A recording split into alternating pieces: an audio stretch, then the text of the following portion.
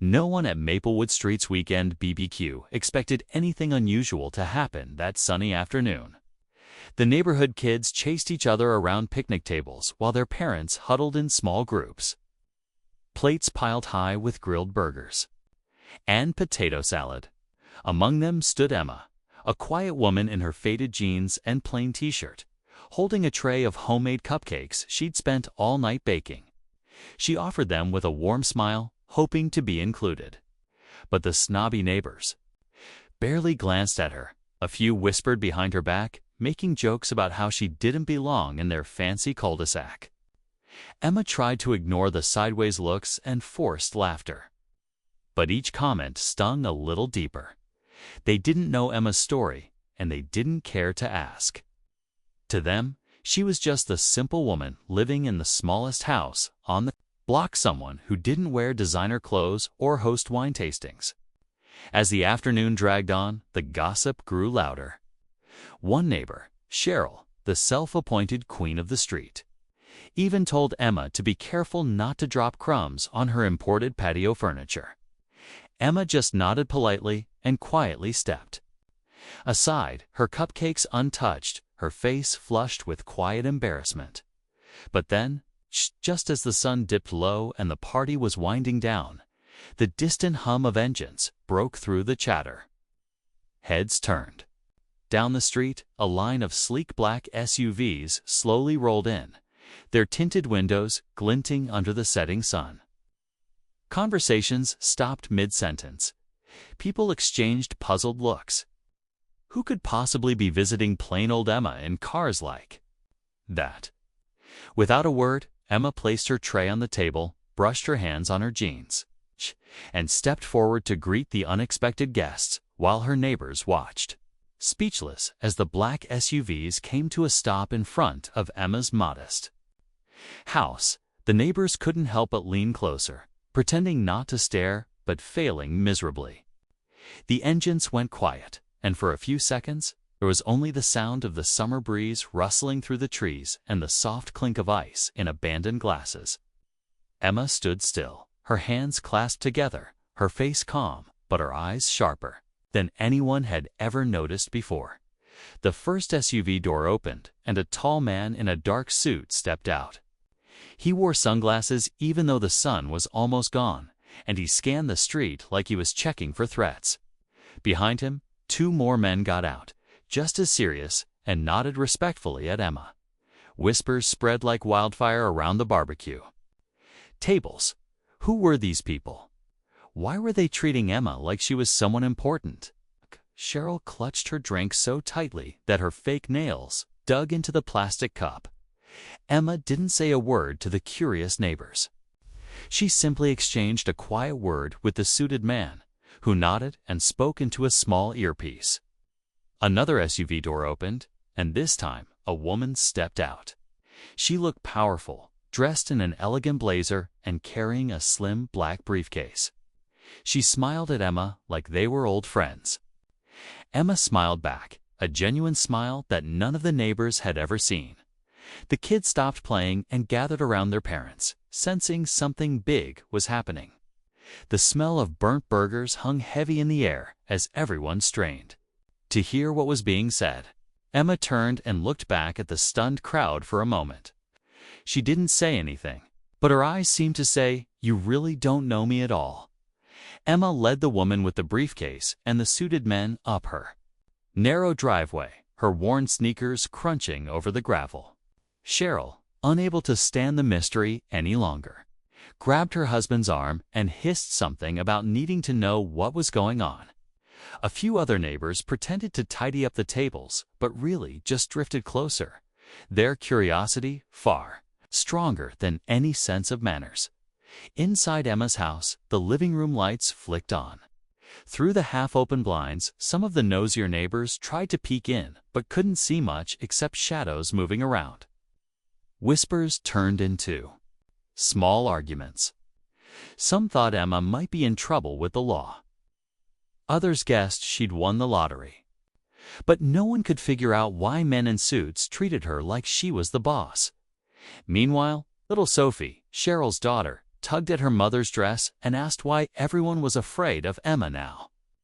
Cheryl snapped at her to hush and tried to hush the other kids away from the driveway, but they kept sneaking peeks through the bushes.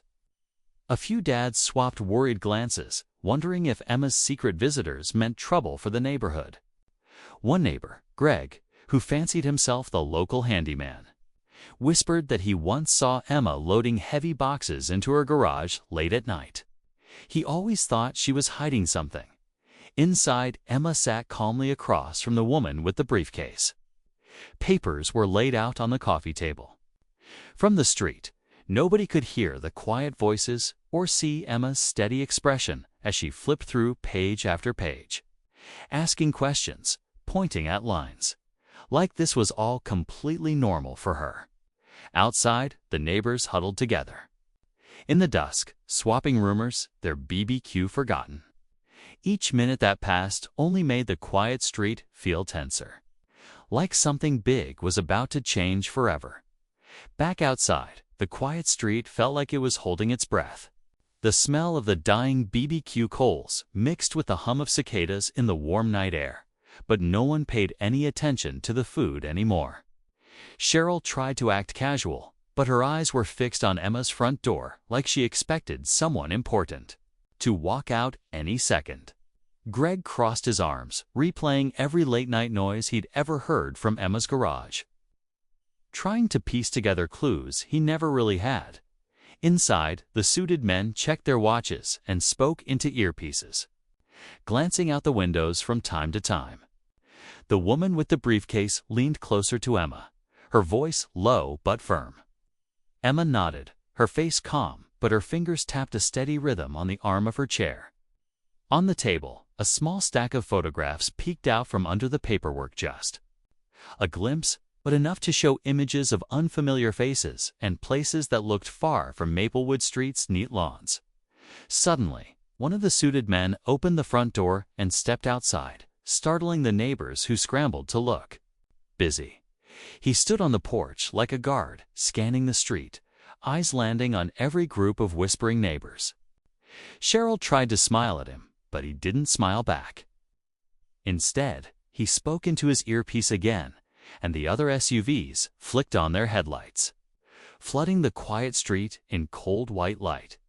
Inside the living room, Emma stood up slowly, gathering the papers into a neat stack and sliding them into a folder. She glanced out the window at her stunned neighbors, her eyes catching Cheryl's for a brief second. The suited woman placed a hand on Emma's shoulder, saying something that made Emma nod firmly. Her expression, now sharp and ready like this moment, had been coming for a long time. Emma stepped out onto her porch, the folder clutched under her arm, the suited woman right behind her. The suited man by the door gave a small nod, and suddenly 2 more men appeared from the last SUV, carrying what looked like heavy black cases.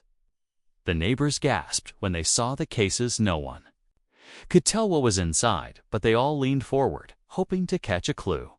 Cheryl whispered to Greg that she'd call the HOA if this turned into some criminal mess, but her voice cracked with doubt. Emma stood on the porch for a moment, taking in the rows of curious faces, the paper plates and half-eaten food abandoned. On picnic tables, she looked so different, now calm, almost commanding.